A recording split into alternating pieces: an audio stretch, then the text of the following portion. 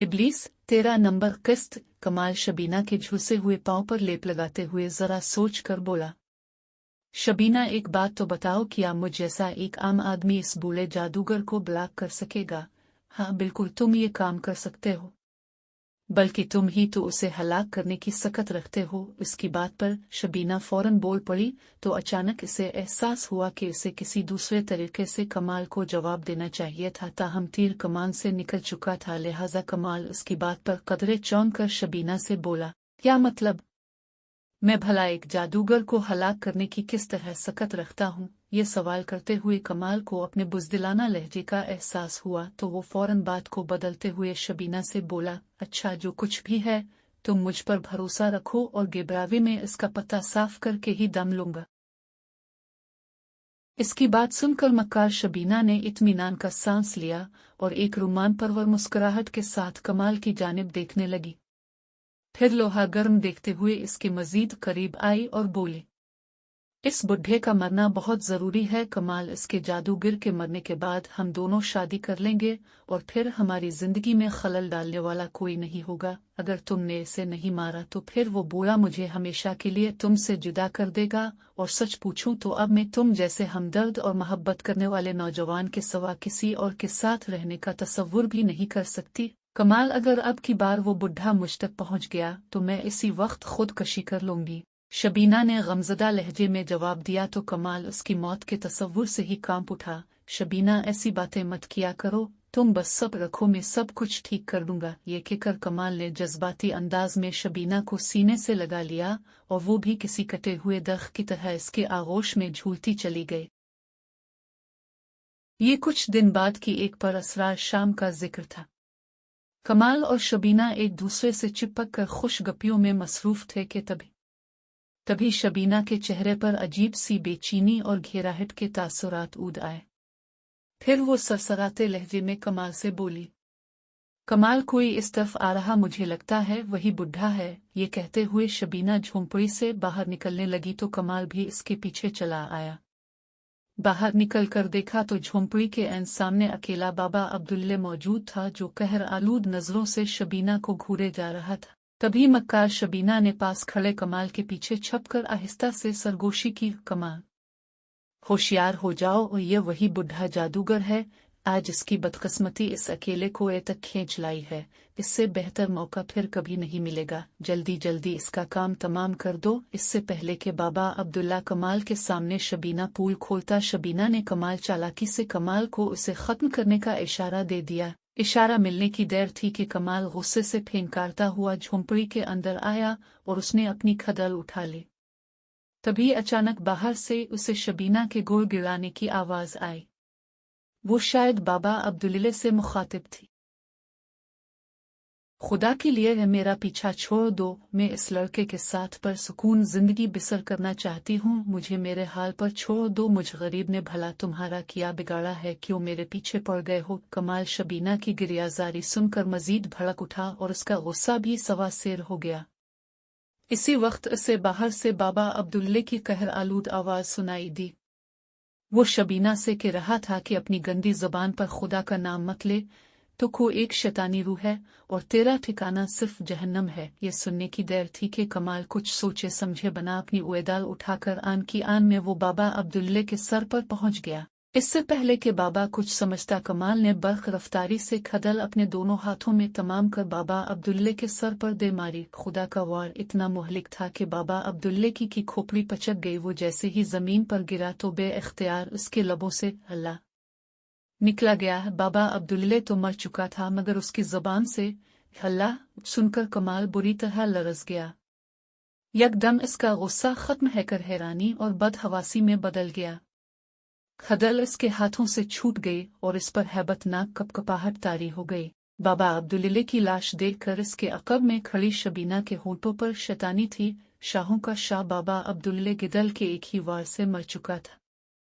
कमाल सरतापाल और ज़ाबर अंदाम था।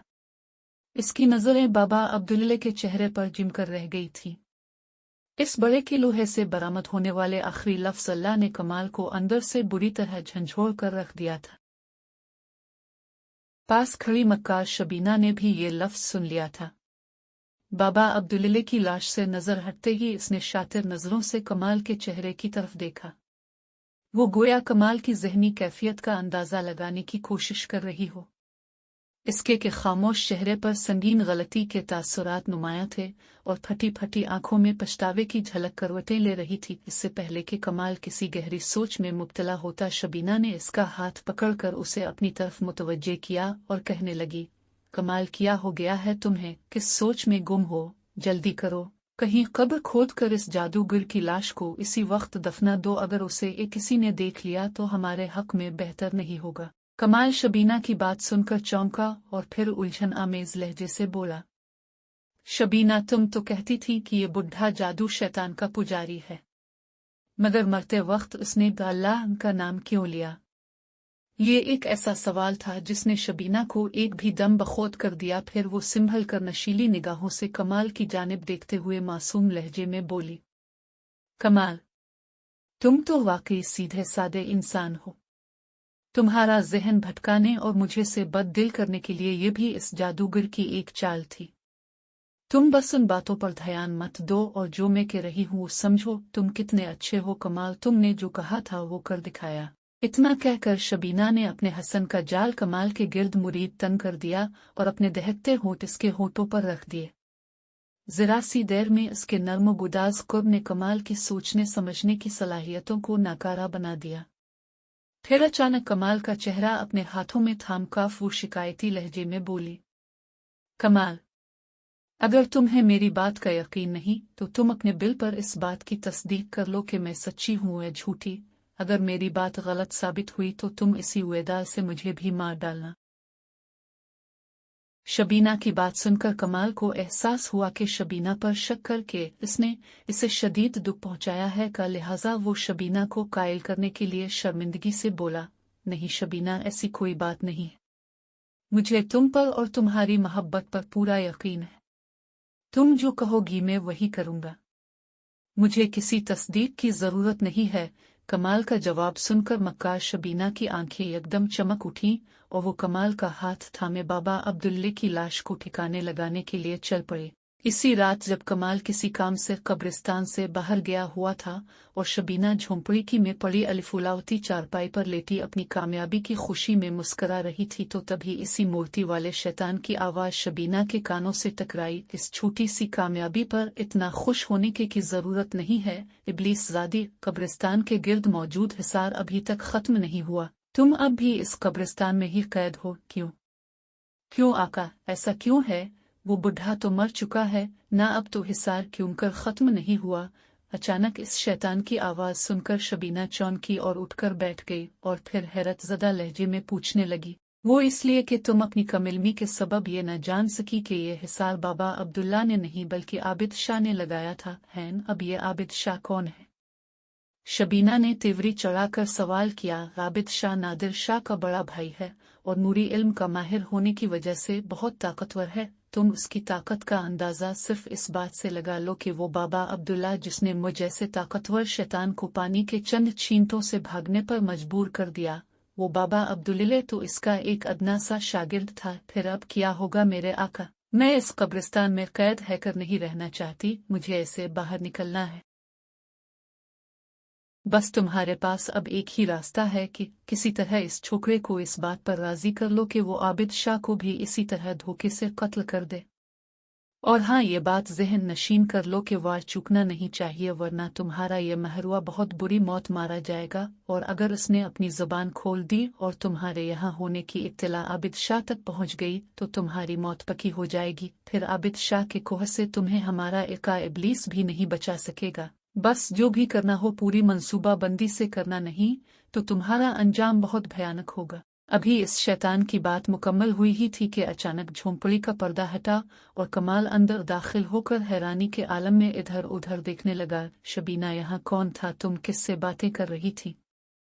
नहीं कमाल, यहाँ तो कोई नहीं था और मैं तो तुम्हें ही आवाज दे रही थी। असल में मैंने तुम्हारे कदमों की आहट सुन ली थी और आवाज देकर तुम्हें जल्दी अंदर आने का कह रही थी।